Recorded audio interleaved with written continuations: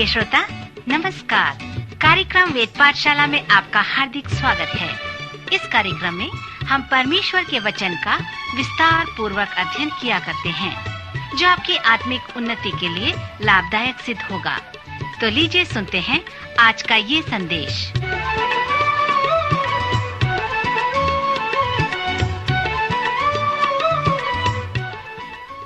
नमस्कार श्रोता मित्र, वेद पाठशाला के इस अगले अध्ययन में आपका स्वागत है।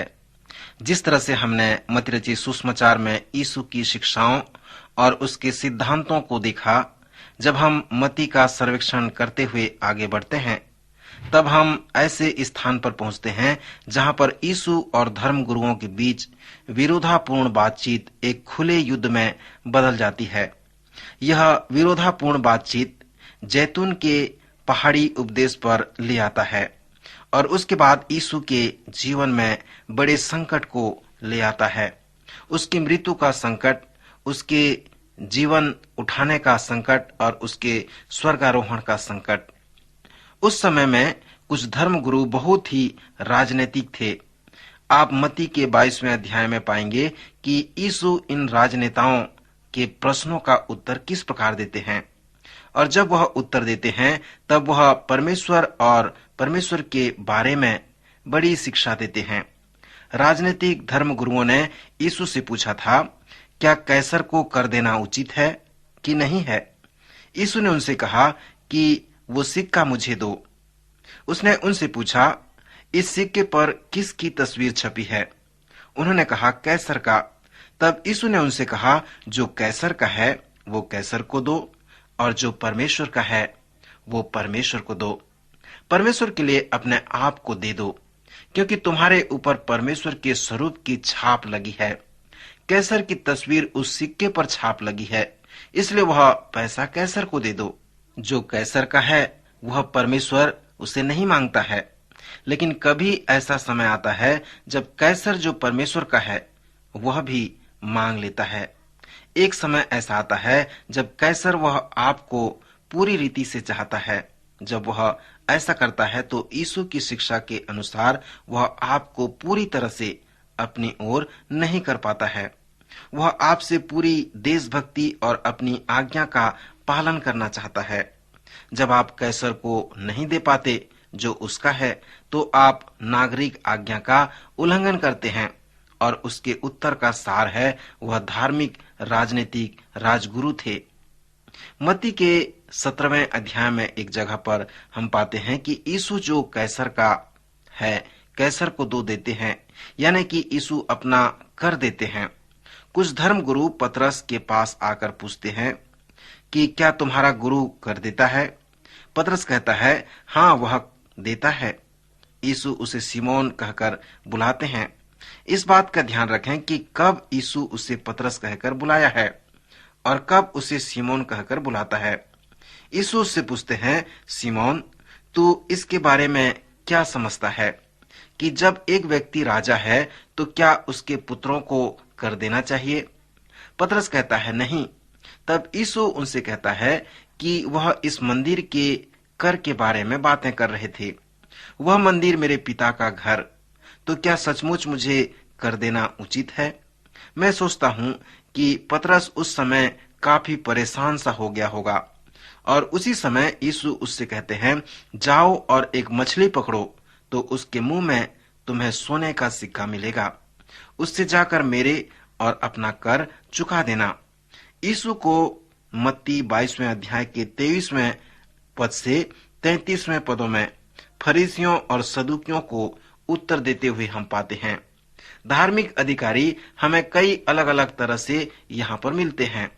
फरीसी बहुत रूढ़ी सिद्धांतवादी और कानूनी थे, तो वे सदुकी उदार किस्म के थे।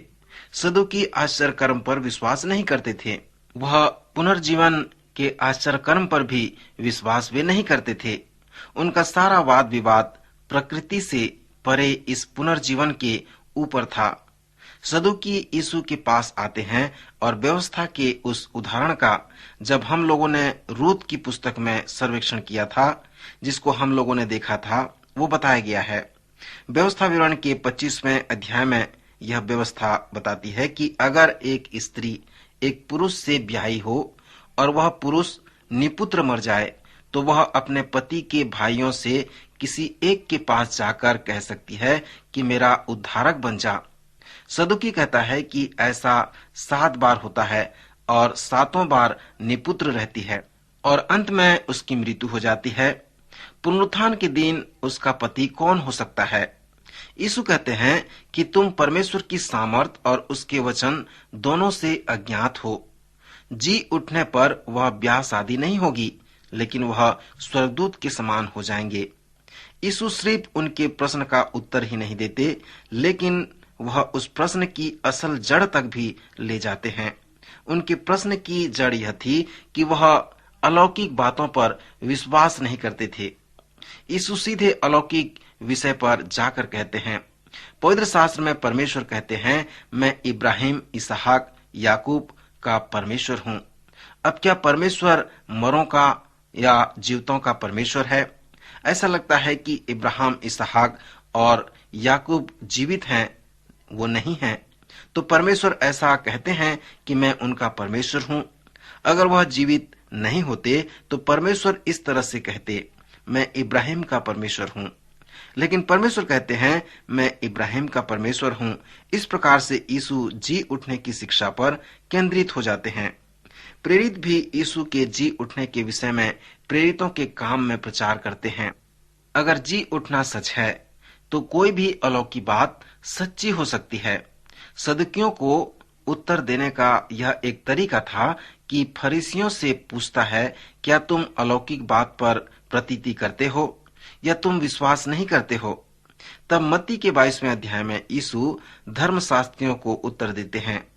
एक फरीसी जो पुराने नियम में निपुण था, यीशु के पास आकर पूछता है, पवित्र शास्त्र में परमेश्वर की व्यवस्था में कौन सी आज्ञा बड़ी है? यीशु उसके इस प्रश्न पर यह शिक्षा देते हैं कि मनुष्य उसकी मुख्य आज्ञा और बड़ी आज्ञा यह है कि मनुष्य परमेश्वर अपने प्रभु से अपने सारे मन और अपने सारे प्राण और अपनी सारी बुद्धि के साथ प्रेम रखे। और दूसरी बड़ी आज्ञा यह है कि अपनी पड़ोसी से अपने समान प्रेम रख। पहाड़ी उपदेश के अंत में मैंने कहा था कि जीवन 3 बातों में है जिनका हमें स्वामी बनना है।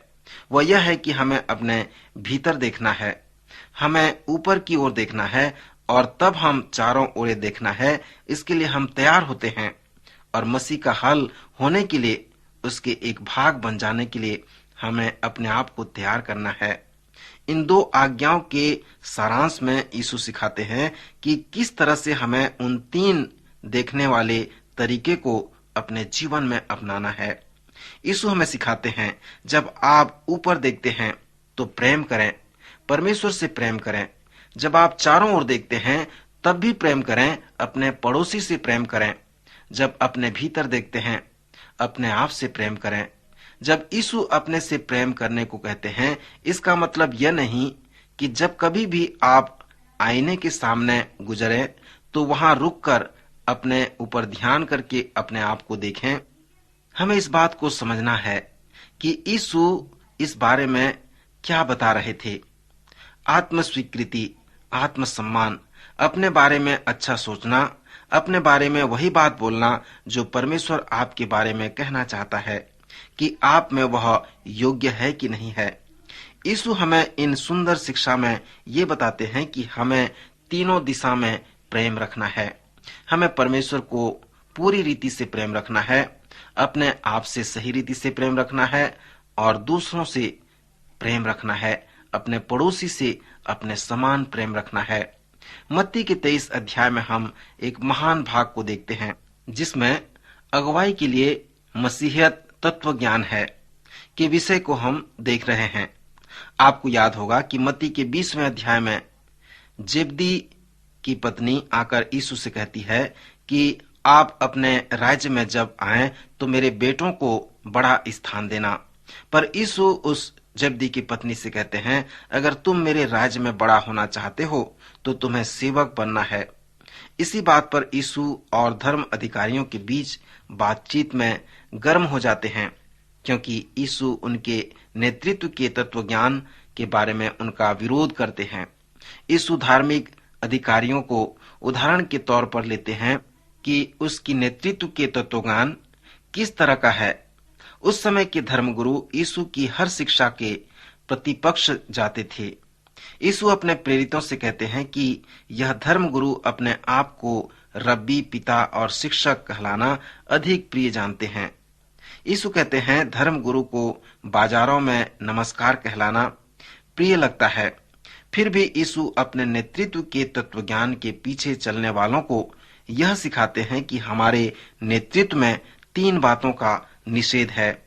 तुम अपने आप को रब्बी मत कहलाना, किसी को अपना पिता न कहना और अपने आप को गुरु भी न कहलाना, क्योंकि तुम अब भाई हो और तुम्हारा एक ही रब्बी है, तुम्हारा एक ही पिता है, तुम्हारा एक ही गुरु है।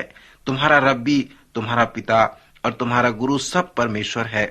तुम सब भाइयों की तरह बराबर की हो।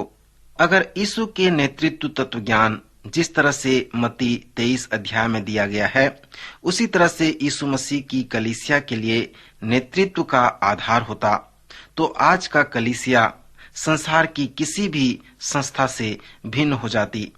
कई साल पहले की बात है, कलीसिया के बड़े लोगों ने एक व्यक्ति से कलीसिया का प्रशासक बनने को कहा, जो कि सेना का कई साल से प्रशासक था। एक दिन जब मैं उसके कार्यालय में गया तो वह काफी परेशान लग रहे थे। उसने मुझसे कहा, कलीसिया की तरह सही में कुछ नहीं है, कलीसिया की तरह कुछ भी नहीं हो रहा है। मैं बल्कि युद्ध भूमि को संभाल सकता हूँ। क्या कलीसिया को चलाना इतना कठिन है? कलीसिया के लिए नेतृत्व का तत्व ज्ञान इस व्यापारी दुनिया से नहीं लेना चाहिए। कलीसिया एक व्यापार नहीं है और कलीसिया कोई युद्ध भूमि भी नहीं है। और आप जिस तरह से कलीसिया को चलाते हैं, आप कलीसिया को वैसे नहीं चला सकते। आप कलीसिया को कैसे चलाते हैं? कलीसिया के नेतृत्व की रचना क्या है? जब आप इस बात को समझेंगे जो यीशु ने मत्ती के 28 अध्याय में कही है, तब आप जानने पाएंगे कि कलीसिया जैसा कुछ भी नहीं है। आप कलीसिया की तुलना दुनिया की किसी भी चीज वस्तु से नहीं कर सकते हैं। यह बहुत ही महत्वपूर्ण है कि हमें एक संगठित तरीके की रचना करनी चाहिए, न कि कलीसिया को एक व्यापार समझकर चलाना चाहिए। हमें कलीसिया में सेना की तरह मनोवृत्ति नहीं चाहिए, क्योंकि कलीसिया कोई व्यापार केंद्र नहीं और कलीसिया कोई युद्ध स्थल नहीं। मत्ती सुसमाचार के 23वें अध्याय में हमें बताया गया है कि कलीसिया नेतृत्व की क्या रचना होनी चाहिए। यीशु मसीह के अनुसार यीशु की यह शिक्षा है कि उसका कलीसिया पवित्र रहे, निर्दोष रहे और परमेश्वर का भय मानने वाली हो। प्रभु आपकी सहायता करे कि आप परमेश्वर की कलीसिया में बने रहें, उस पर विश्वास करें और हर प्रकार की सांसारिक गतिविधियों से दूर रहते हुए प्रभु की संगति में बने रहें। प्रभु आज के वचन द्वारा आपको आशीष दे। अभी आप सुन रहे थे कार्यक्रम वेद पाठशाला। श्रोता, हमें विश्वास है कि इस कार्यक्रम के द्वारा आपको आशीष मिली है। यदि इस कार्यक्रम के विषय में अधिक जानकारी प्राप्त करना चाहते हैं या बाइबल अध्ययन से संबंधित कोई प्रश्न हमसे पूछना चाहते हैं, तो आप हमें इस पते पर लिखें। हमारा पता है कार्यक्रम Ved Pathshala, Vishwavani, post box number 731, Faridabad 7, Haryana. तो इसी के साथ आज के कार्यक्रम का समय यहीं पर समाप्त होता है। अगले कार्यक्रम में आपसे फिर भेंट होगी। तब तक के लिए हमें आज्ञा दीजिए। नमस्कार।